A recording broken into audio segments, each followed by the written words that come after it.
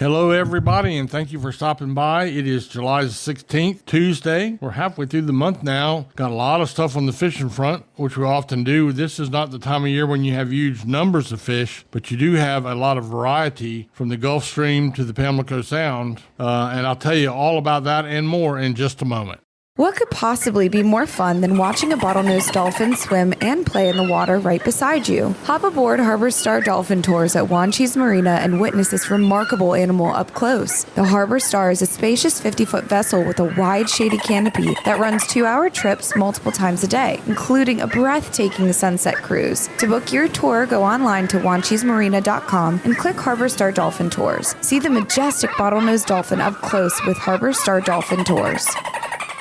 Ready to enjoy the Outer Banks the way it was meant to be enjoyed? Then you're ready to take the whole family to Jeanette's Pier in Nags Head. Start with a walk on the 1,000-foot-long pier to watch the sunrise or a reel in the catch of the day. Some of the best fishing on the East Coast is right here at Jeanette's Pier. Plus, Jeanette's Pier plays host to various events throughout the year, including professional surfing events. For the best day you'll have on the Outer Banks, go to Jeanette'sPier.net or give us a call at 252-255-1501. Jeanette's Pier, milepost 16.5, Nags Head.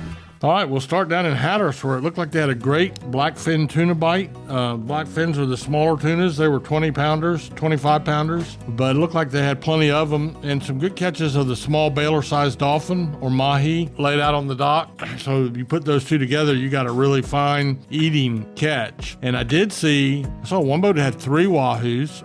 Keep in mind that on a whole lot of the East Coast, to catch one wahoo is a big deal. And Hatteras is definitely the wahoo capital of the world. And there were days, remember last summer, when people were catching a dozen or limiting out. I forget what it is, 2 per person, something like that.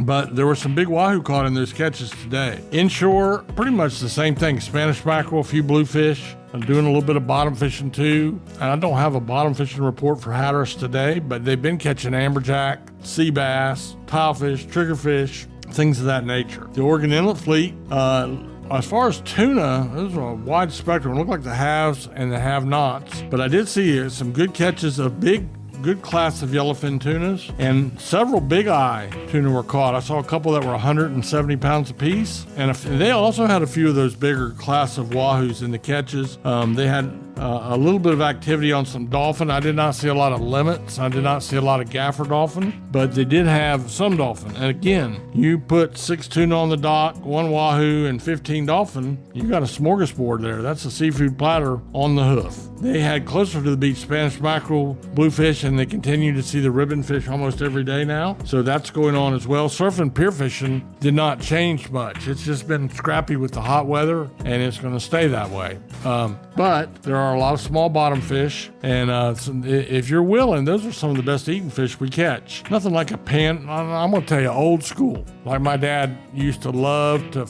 The first time I showed him I was going to fillet a fish, he'd like, you wasted half the fish. He liked to scale them, head them, gut them, and then pan fry them in a cast iron skillet. And you can do that with sea mullet. You can do that with spot and croaker especially. And a lot of the local people will fry that fish up crispy and eat the tail like a potato chip. So it's pretty neat. There are some pompano in the catches. There are a few bluefish. Not much to report on specks and puppy drum yesterday. A few black drum around, but it's going to be that way probably through the remaining 2 weeks of July and the whole month of August. But the thing that we keep harping on this time of year is make sure that you have a schedule that allows you to fish early in the morning and then go into work or go back to your cottage with your family, whatever you're doing. Same thing in the evening. Go out, take advantage of early bird specials for lunch, and then, for dinner, and then put the kids in front of their phones and TVs and tablets where they'll be completely happy. And then you just go fishing. And you fish the twilight bites, a really, really good bite to do. Remember, our piers do not require a fishing license and have plenty of how-to information. And you're not going to find that in big box stores.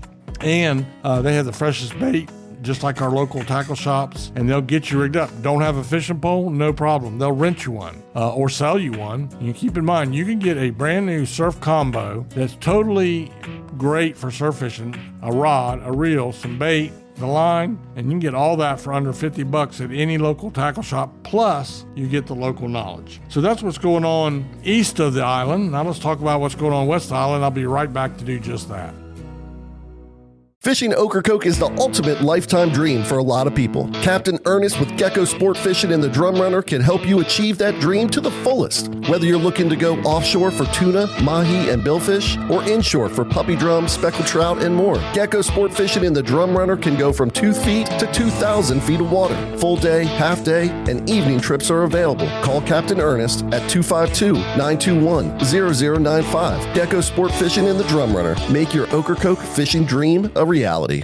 All right. In the sound, the Hatteras, down back of Hatteras, bluefish, speckled trout, and puppy drum are the main things. I saw more bluefish than speckled trout. I saw more speckled trout than puppy drum, but it changes by the day, by the hour, really down there. But those guys, there's some really good backcountry guides all over our inshore waters, and you need to be careful because there's also some imposters. So you want to find out who is a local waterman running a really good business, then you can message me on my Captain Marty Brill Facebook page, and I'll steer you in the right direction. But if you deal with a major marina, any of the major marinas, they will steer you right. What you want to be careful about is booking a boat, because a lot of people have 20, 25-foot boats. A lot of people have captain's licenses, and a lot of them are on social media and would make you think that they're great. Now, there's nothing wrong with promoting on social media, but word of mouth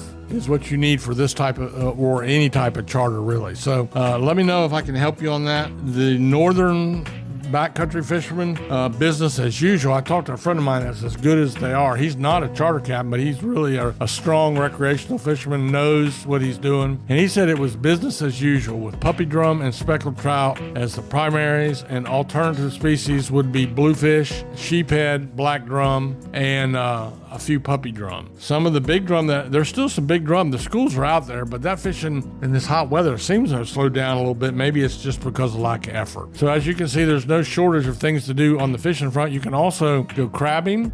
You can go on a waterman charter, which is where you get on with a working waterman, bring the kids for a 2 to 4 hour trip. You go out and pull crab pots, and even this time of year, you drag a shrimp net. You teach them where seafood comes from, and if you do all that, you go out there and do it, and you get to keep the catch. Most of it is calm water fishing, and it's actually not fishing; it's crabbing, it's shrimping, it's you could be doing any type of commercial fishing there is to do, and it's all done mostly in the Pamlico Sound. So that's your options. We do appreciate you.